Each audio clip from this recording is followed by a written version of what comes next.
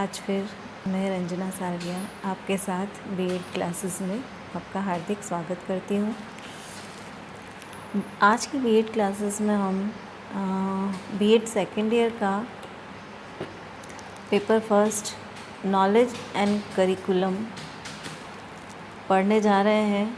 इसमें हम पढ़ रहे हैं unit first knowledge with in school and out of school, विद्यालय में और विद्यालय के बाहर ज्ञान।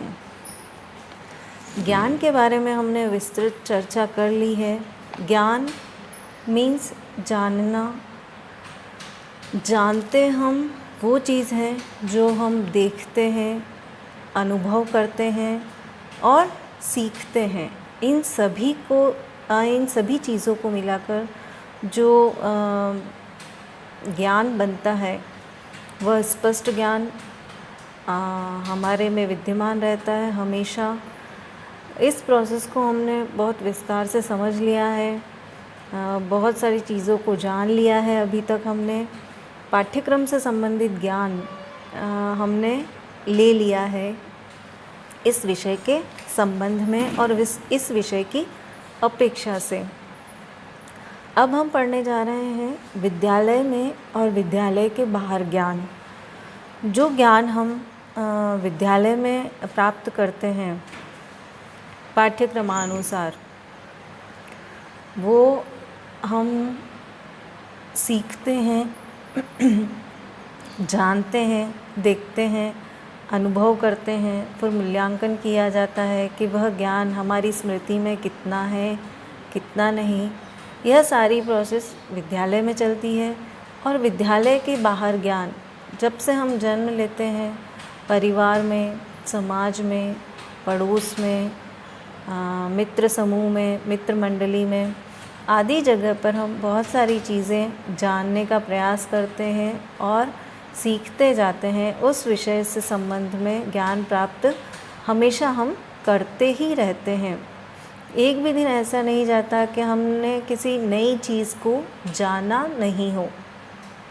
तो यह जो जानने की प्रक्रिया है वही ज्ञान कहलाता है और वह हमारे मस्तिष्क में स्थायी रूप ले लेता है। अब हम बात करें विद्यालय में ज्ञान की, तो विद्यालय में जो ज्ञान का स्वरूप होता है वह कैसा होता है। विद्यालय में ज्ञान को देखें तो इस डायग्राम से हम समझ सकते हैं। विद्यालय में जो ज्ञान प्राप्त होता है वह क्रमबद्ध ज्ञान का स्वरूप होता है। क्रमबद्धता से पढ़ाया जाता है। ऐसे नहीं कि आपने सबसे पहले 10th में एडमिशन ले लिया, ऐसा होता है क्या? सबसे पहले आप सिद्धांत सीखने लग गए, ऐसा नहीं होता ना। तो क्रमबद्ध ज्ञान जो होता है, सबसे पहले हम नर्सरी में एडमिशन लेंगे, उसका जो पाठ्यक्रम है वो पूरा करेंगे। हम लाइनिंग बनाना सीखते हैं, हम सर्कल्स बनाना सीखते हैं। शब्दों का जो स्वरूप है, अक्षर ज्ञान, जो अक्षर ज्ञान होता है, उन अक्षरों को बनाया किस स्टेप में जाता है उसको हम सीखने का प्रयास करते हैं। फिर अक्षर बनाना जानते हैं, फिर अक्षरों से शब्द बनाना सीखते हैं, शब्द से वाक्य बनाना सीखते हैं, वाक्य के द्वारा प्रश्न, उत्तर, अपने विचार आदि प्रस्तुत करने के क्रम में बढ़ते जाते हैं। तो यह ज्ञान हम कहाँ प्राप्त करते हैं? विद्यालय में। जो क्रमबद्ध ज्ञान होता है वह विद्यालय में दिया जाता है और इसी क्रमबद्धता के आधार पर हमारी जो विद्यालयी शिक्षा है, जो विद्यालयी ज्ञान है, वो संपन्न किया जाता है। इसके पश्चात स्तरानुकूल ज्ञान, वही स्टेप बाय स्टेप जो हमने सीखा स्तर से के अनुसार, पहले फर्स्ट क्लास, फिर सेकंड क्लास, फिर थर्ड क्लास, इस तरह से स्तर के अनुसार जो हमारा मेंटली जो लेवल है, बच्चे का, बालक का जो मानसिक स्तर है, उसके अनुसार पाठ्यक्रम निर्धारित किया जाता है और उसी स्तर के अनुसार उसे शिक्षा प्रदान करने की व्यवस्था विद्यालय में की जाती है। अब जो सामान्य बालक है उनके स्तर से के अनुसार पाठ्यक्रम तो बनाया गया, लेकिन कुछ विशेष योग्यता वाले बालक होते हैं, कुछ पिछड़े वर्ग के बालक होते हैं, कुछ विशेष वर्ग वाले, जैसे जिनको हैंडीकैप्ड कहा जाता है, जिनको आँखों से नहीं दिखाई देता या बोलना नहीं, डीफ, डम्ब, ये जो विशेष योग्यता वाले विशेष जो बालक होते हैं, इनके लिए भी अलग अलग पाठ्यक्रम की व्यवस्था उनके स्तर के अनुसार विद्यालय में की जाती है और इवन कि अलग से इनके लिए विद्यालय भी बनाए जाते हैं जिसमें इनकी शिक्षा या ज्ञान का कार्य पूर्ण करवाया जाता है। फिर औपचारिक ज्ञान की व्यवस्था। औपचारिकता मीन्स किसी बाउंडेशन में बंधकर, पहले भी ज्ञान के संदर्भ में हमने बताया था, सभी में हमने अंतर जाना था, उसमें भी औपचारिक ज्ञान अनौपचारिक ज्ञान की विशेषताएं बताई गई थी। लेकिन अनौपचारिक ज्ञान क्या होता है कि जिसमें बंधन नहीं होता किसी चीज़ का कि हमें यही सीखना है इस समय में, इस काल में, इस अवधि में, इस स्तर पर हमें सीखना है। यह जो होता है वह औपचारिक शिक्षण होता है और औपचारिक ज्ञान विद्यालय शिक्षा के अंतर्गत दिया जाता है। जैसे इस विषय में हमें इस क्लास में इतना ही पढ़ना है, तो यह क्या हो गया, औपचारिक ज्ञान की व्यवस्था कि इस समय में, जैसे पीरियड्स होते हैं आपके स्कूल में, 40 मिनट का एक पीरियड या 45 मिनट का एक पीरियड, जिस तरह से व्यवस्था होती है, सुबह हम गणित पढ़ेंगे, फिर विज्ञान पढ़ेंगे, फिर इंग्लिश पढ़ेंगे, फिर हिंदी पढ़ेंगे। तो यह जो औपचारिक व्यवस्था होती है, विषयानुसार अध्यापक आएंगे आपकी क्लास में और आपको पढ़ाएंगे, तो यह औपचारिक ज्ञान जो होता है वह विद्यालय में प्राप्त किया जाता है। फिर प्रभावी शिक्षण अधिगम प्रक्रिया। विद्यालय में क्या किया जाता है, शिक्षण अधिगम प्रक्रिया को प्रभावी बनाने का प्रयास हमेशा किया जाता है ताकि वह जो ज्ञान प्राप्त करे बालक या छात्र जो ज्ञान प्राप्त करता है वह गुणवत्तापूर्ण हो। और इसके लिए इस प्रक्रिया को प्रभावी बनाने के लिए बहुत सारे उपाय किए जाते हैं, अलग अलग मेथड से पढ़ाया जाता है और अलग अलग तरह से उन चीज़ों को समझाया जाता है ताकि बालक में जो ज्ञान प्राप्त कर रहे हैं बालक, वह उनकी स्मृति में हमेशा से रहे और उस ज्ञान को वह एप्लीकेशन लेवल तक ले जाकर अपने जीवन में उपयोगिता उसकी सिद्ध कर सकें, उसको प्रयोग में ला सकें। इस तरह के ज्ञान का निर्माण बालक में इन शिक्षण अधिगम प्रक्रिया द्वारा किया जा सके। तो इसकी प्रक्रिया को प्रभावशाली बनाने का प्रयास विद्यालय में निरंतर रूप से किया जाता है। फिर शिक्षण अधिगम सामग्री का प्रयोग। शिक्षण अधिगम प्रक्रिया को प्रभावी बनाने के लिए हम अलग अलग मेथड्स का प्रयोग करते हैं और उन मेथड्स के द्वारा जब हम पढ़ाते हैं तो जो उपकरणों की आवश्यकता होती है, हमें सामग्री की आवश्यकता होती है, टीचिंग लर्निंग मटेरियल जिसे हम कहते हैं TLM शॉर्ट में, तो उसको किस तरह से प्रयोग किया जाए, किस तरह से उस सामग्री का निर्माण किया जाए, यह शिक्षक अपने शिक्षण में करते हैं।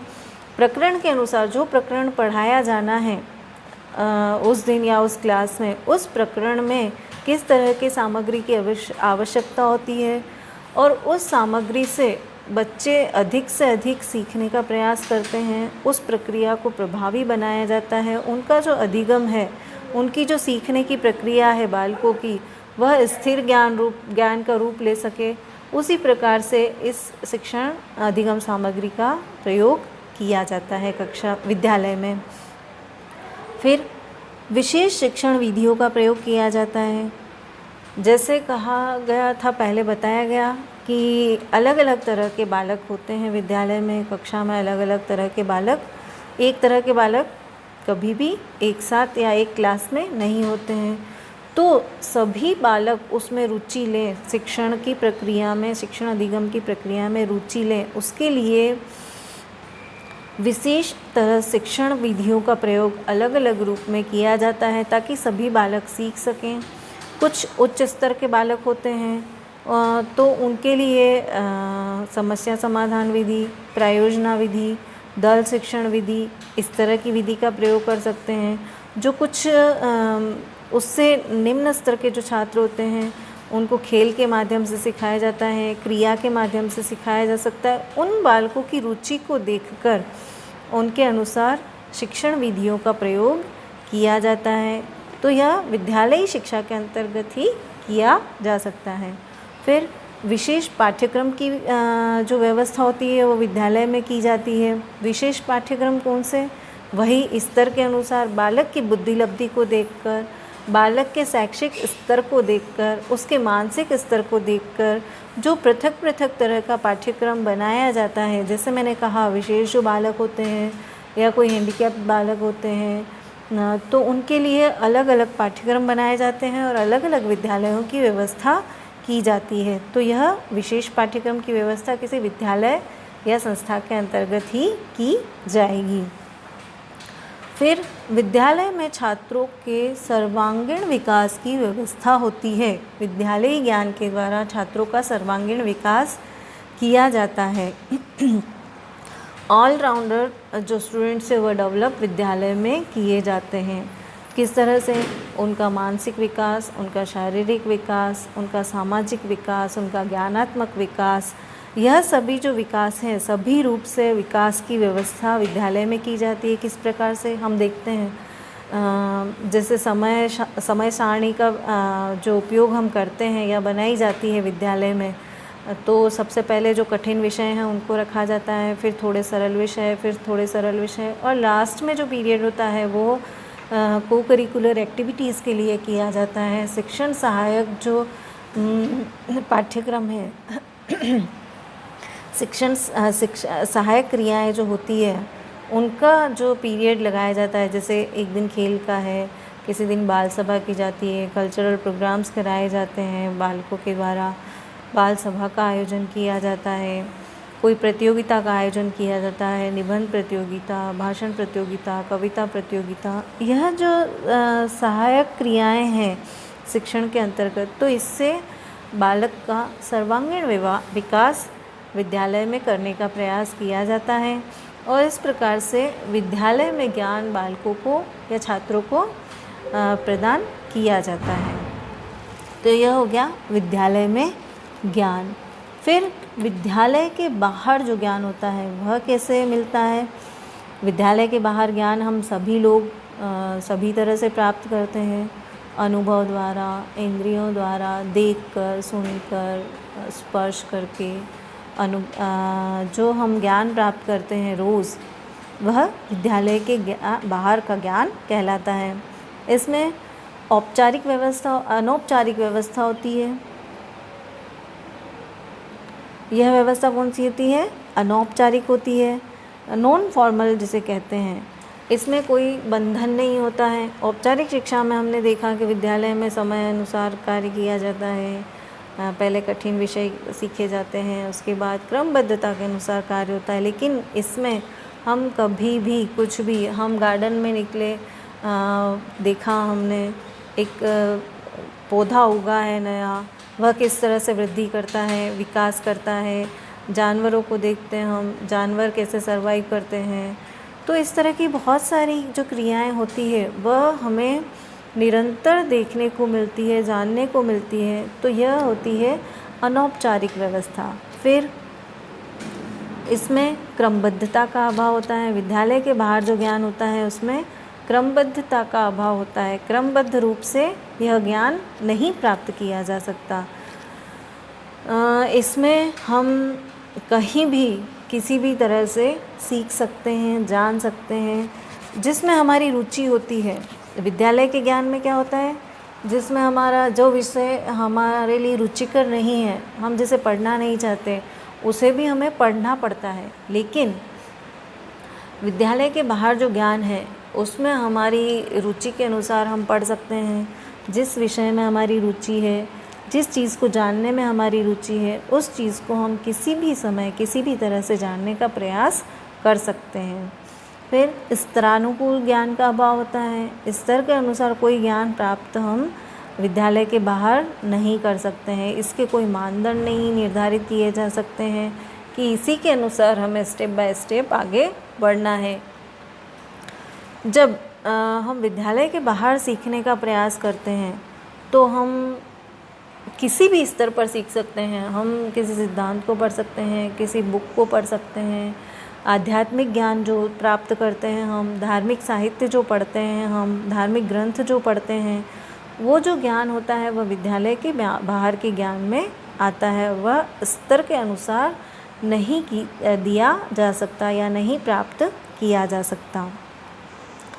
फिर इसमें विद्यालय के बाहर के ज्ञान में विशेष प्रक्रिया का अभाव होता है। जो प्रक्रियाबद्ध, जो हमने एक शिक्षण अधिगम प्रक्रिया देखी विद्यालय में जो होती है, उसी के अनुसार ज्ञान हम प्राप्त करते हैं, लेकिन विद्यालय के बाहर के ज्ञान में एक विशेष प्रक्रिया का अभाव होता है। किसी भी प्रक्रिया के अनुसार हम नहीं चल सकते। यह बिल्कुल प्रक्रिया विहीन जो ज्ञान है वह हम प्राप्त करते हैं।